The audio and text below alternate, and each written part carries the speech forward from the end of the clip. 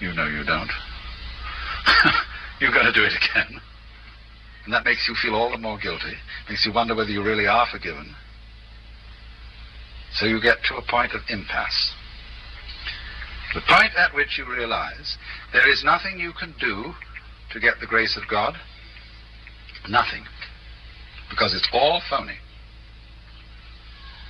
And incidentally, there's nothing you can not do. You can't be passive either, because that would be phony also. Activism is wrong and quietism is equally wrong.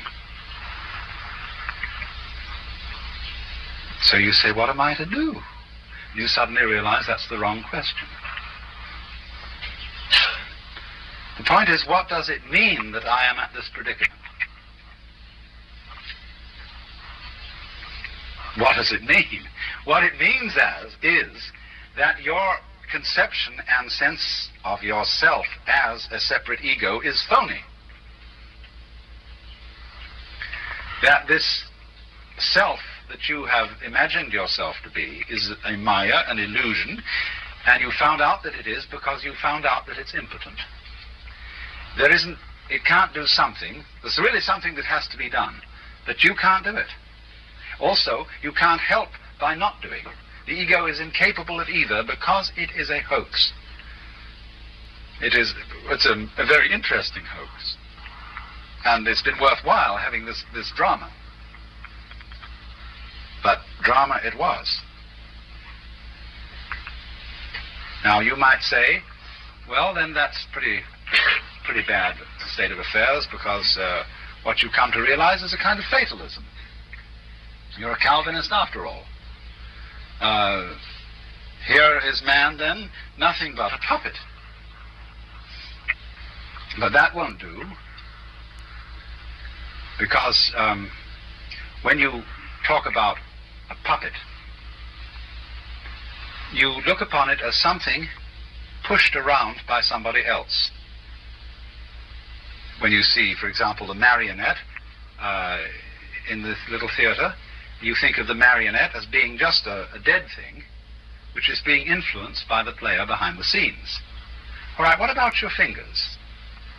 Are they puppets? To whom?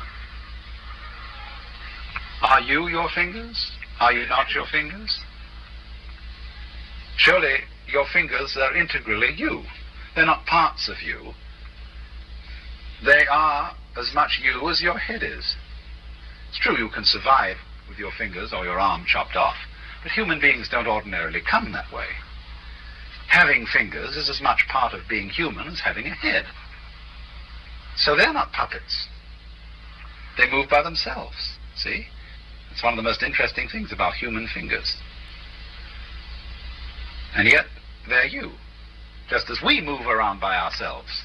And yet, we're something a lot more than that. So there comes then this catastrophic moment when you realize that your ego is reduced to a joke because you're intolerably guilty, so there's nothing you can do about it. You can't make amends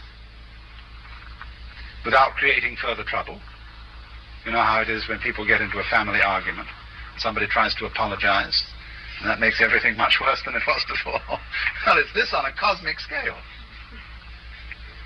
But it's all been brought out, you see, by the Lord, whether he's God the Father or whether he's the image of Jesus Christ, acting as Guru.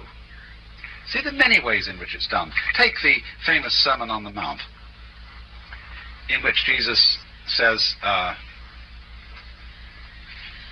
be not anxious for your life, what you shall eat, what you shall drink, and what you shall put on. For is not living more than meat, is not the body more than clothes? And then he says, look at the wild birds who do not sow, or they practice no agriculture, they don't gather things into barns, and yet your Father in heaven feeds them. Well, all that, everybody always says, of course, nobody can practice the Sermon on the Mount. No sensible, provident person would dream of following this advice. then why is it offered? It's saying, you see, you ought to go back to the life of spontaneity, of not making plans for the future, the life of impulse. The implication is, why can't you? Figure that one out. Why can't you be spontaneous? What's stopping you? Why can't you obey this precept? In fact, why can't you obey the precept, thou shalt love? Thou shalt be artificially natural. Thou shalt be purposively unself-conscious. Thou shalt free associate. It's a great puzzle.